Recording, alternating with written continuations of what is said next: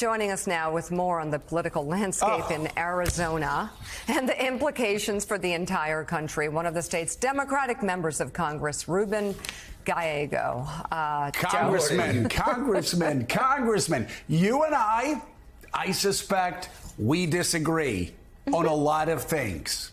But if somebody is threatening American democracy, you get your butt up on stage and you debate them and you take them out politically. What's happening in Arizona? Why does it seem that we have a Democrat who, I must say, like other Democrats I've seen and who are the complete opposite of you, running scared when American democracy is on the line? Well, I can't, I'm not that deep in the campaign, but I can tell you that Katie Hobbs, as a friend of mine, loves this country, is fighting for this country. Yeah, but we need to hear that from her. I was just in northern Arizona. I was in the doors. I was in the Navajo Nation. She has presence everywhere.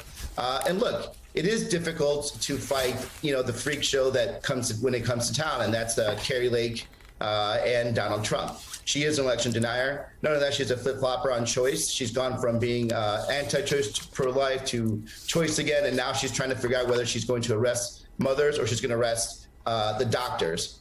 So this is the situation we're dealing with. It is a very dangerous situation. I agree. We have election deniers up and down the ticket. We really have the trifecta of just lunacy that's running. But look, Arizona, the Democrats are fighters. We've been fighting for quite a while. We know how to defeat this craziness. She's not the first loony person to come through on the ballot, and she won't be the last. Yeah, Congressman, I'm going to ask you a question that I've been forced to answer about my home state, Florida. No, I've been forced to answer that my entire life. Like, what's the deal with Florida? Florida's a really weird state. Right. What's the deal with Florida? We've been talking about Georgia this morning because of Herschel Walker, obviously. You compare Georgia and Arizona together, who seem to have a lot of things in common. Georgia actually have Republicans there who not only stood up to Donald Trump in his election denying, but the Secretary of State recorded Trump, and he's probably going to get arrested because of it. I'm curious, the Republican Party runs hotter and more extreme in Arizona than it does in any other swing state. Can you explain why that is?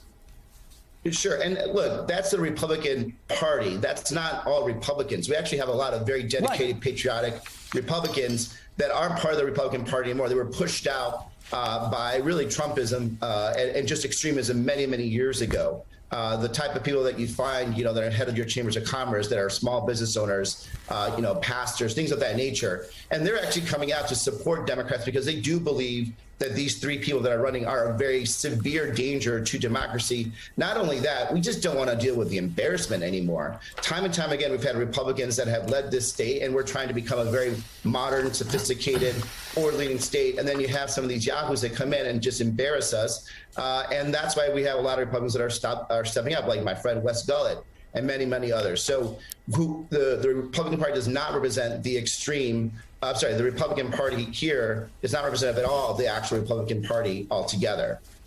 Yeah, but Jonathan Lemire, if the freak show is difficult to fight, then don't fight it. Then fine, don't be in the race. But don't Democrats need to fight disinformation? Don't they need to fight for rights that women have had for 50 years that were taken away? How do you do a campaign and not participate in debates, especially if your opponent says, I want to debate you? And it's a difficult case to make when in other races, it's the Democrat who are really urging the Republicans to debate. Georgia is one of those examples where Senator Warnock has said, hey, I've set up against Herschel Walker at any time.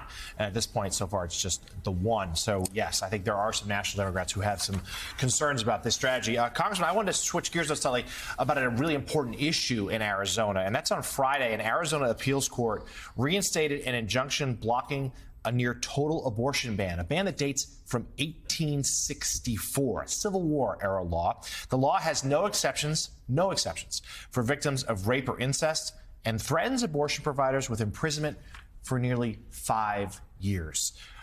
How is this playing in the state of Arizona?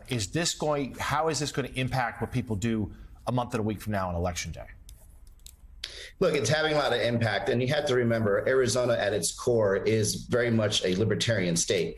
There are a lot of Republicans and just independent men and women that do not like this type of government overreach, basically coming into your family, trying to decide what to do with your body and your family choices. And let me tell you, it's not just Democrats. I tell you, I'm going up and down this state. I've been in rural areas. I've been in urban areas. I've been in suburban areas. And Republican women, independent women are pissed off, and they're going to go and vote. Now, it may not show up polling right now, but I tell you, it's going to come up. Number two, you got to remember, in Arizona, the way Democrats win, we have a turnout that always includes young people. And that's why it's very difficult for us to win in off-year elections. I think this year you're going to see a lot of young people come out and vote because of the overturning of Roe v. Wade. They're out there. They're mad. They're mad that this right that they've had for a long time is being taken away from them. And they're going to come out and vote, and they're going to come out and vote with a good revenge.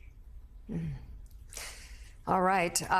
Ruben, I really appreciate your coming on the show this morning. The landscape in Arizona seems really, really dicey. Congressman Ruben Gallego, thank you.